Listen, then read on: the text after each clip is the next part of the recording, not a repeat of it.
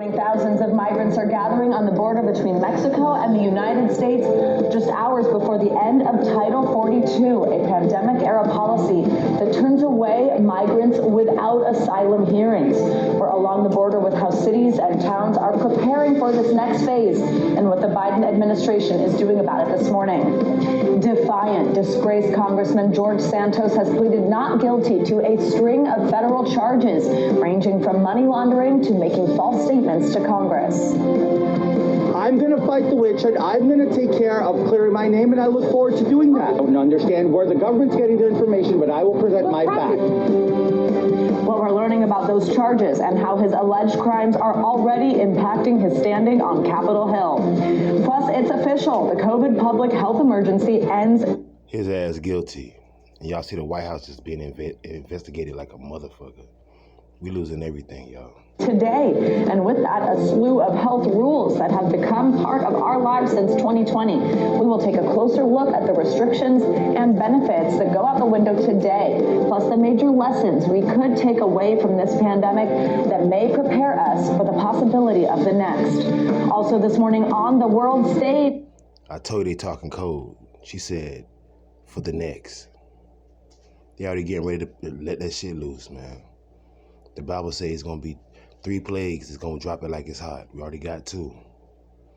One more is at the door. A Ukrainian rapper who has spent months fighting for his country is now taking on a totally new mission, the Eurovision Song Contest. How he's planning to bring the Ukrainian spirit to the stage and help others back in his home country. Really. But you can't get one of these rappers to make a community center in the hood for the kids. All I can do is talk about guns, drugs, calling your queens of hoes. I mean, just genocide in the whole neighborhood. Everything he talk about is lies. But they walking around free, and your ass going to jail. More of a tribute there than competing, but it's very cool to see. Exciting to hear about that story. It's great to have you with us this morning, and it's good to be with you all at home. Thank you for joining us. We start this morning at the southern border as Title 42 is set to expire tonight. The COVID-era restrictions were first put in place during the pandemic. Border officials have used the Trump-era policy to turn back. So basically what they saying is it ain't gonna be no more lines, ain't gonna be no more machine stuck to your forehead to see if you got a fever or any effects of this shit that's finna come that they call disease X. So you never know. They people gonna come in probably with a book bag full of that shit, like they did with anthrax and the other shit they put out there. Y'all at war, man.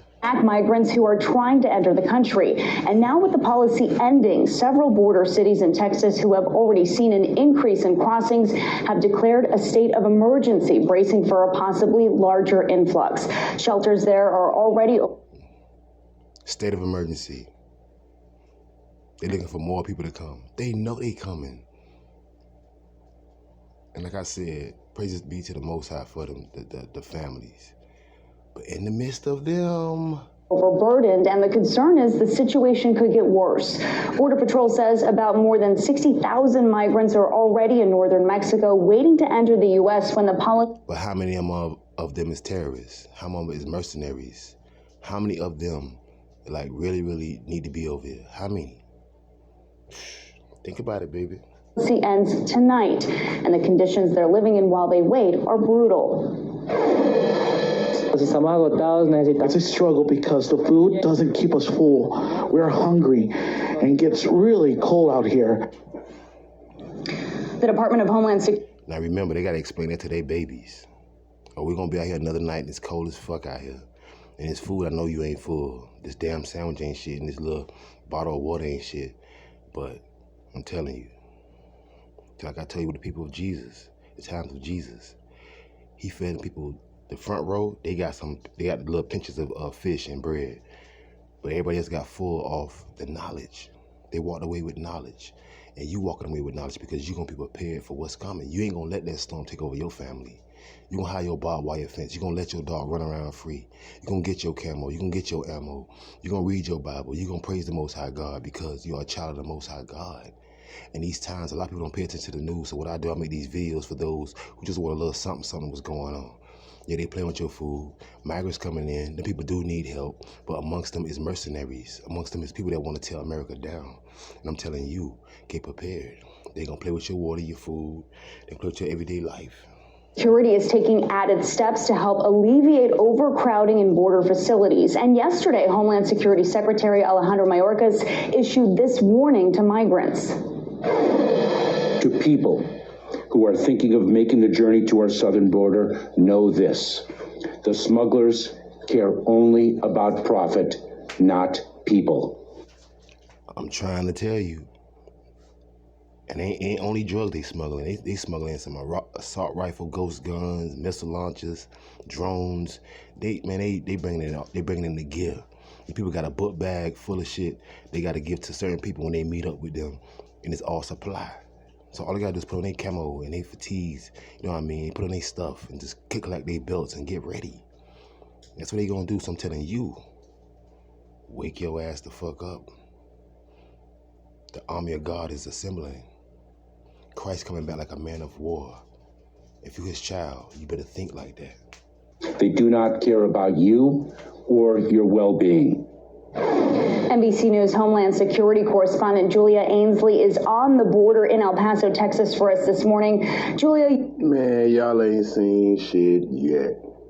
Talking about the smugglers, no man. Talking about them damn armies and them mercenaries sneaking in. Talking about damn smugglers. Smugglers your least worry. And I'm talking about these people finna pour in like a motherfucker. I'm gonna say it 3 times. Trojan horse, Trojan horse, Trojan horse. Monitoring the situation there, tell us what you're seeing this morning. Well, it's interesting. I'm here outside Sacred Heart Church in downtown El Paso, and just a few days ago, we would have seen hundreds of migrants sleeping next to each other on these streets. You can still see some have spent the night out here, but it's also, we see a lot of clear sidewalks. We understand that immigration authorities came through overnight and asked a lot of these people to be processed, meaning they needed to be sent through the immigration process where they get their A numbers, they get biometrics, they figure out who they are, and then oftentimes they're re-released back to places like this. So we could see them coming back here today.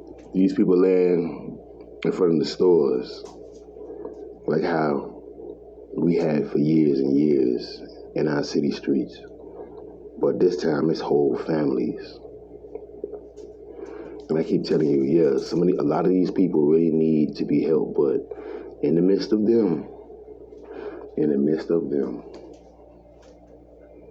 that happened the prior day as well. And it's part of a strategy to try to clear out places like this ahead of that expected surge when at 10:59 local here tonight, the Title 42 policy will lift and immigrants will be able to come across and claim asylum. Now, a lot of the people who have already come have heard misinformation. They thought they needed to cross before Title 42 lifted. There's a lot of confusion. But by and large, what this will mean is that as the numbers increase, if more are drawn when Title 42 lifts, they also will... Oh, y'all heard about that new disease out here, man? Called Disease X. Man, that shit knocking you off. We ain't gonna talk about the Molly or the fentanyl in the street, but America is turning to the hell, you hear me? It's gonna be more hell because you got people who don't speak English that need help. And they're gonna be at your door, they're gonna be in your yard, they're gonna be everywhere, man. They was told some lies and they went for it. And I feel sorry for the babies and the mothers, the good fathers. But they're using these people as a Trojan horse. I'm telling you, America, only thing you can do is prepare for all kind of things. All kind of terrible things. Taking longer to process them, that process that I just described, and that could mean more time in detention. Border Patrol is worried about backlogs. In fact, that's why, as we understand and we've reported, they've released a memo to Border Patrol facilities to say you can release people without court dates and without a way to track migrants' whereabouts. Man, bad money. The same places where they processing them people gonna take over that shit. Bad money, you're gonna hear probably in the next couple of months. A lot of these camps that they got people ain't gonna be overtook.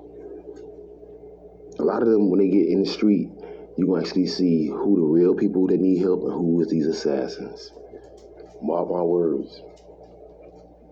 Countries in order to alleviate overcrowding if they get pushed too far past capacity. Already just yesterday, or rather 2 days ago, we understand there were 11,000 migrants that crossed in one day, and those numbers could climb to as high.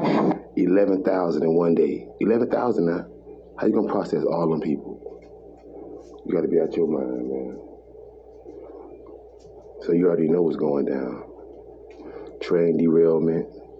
They got another train that fell off in a damn lake and they got toxic fumes in it.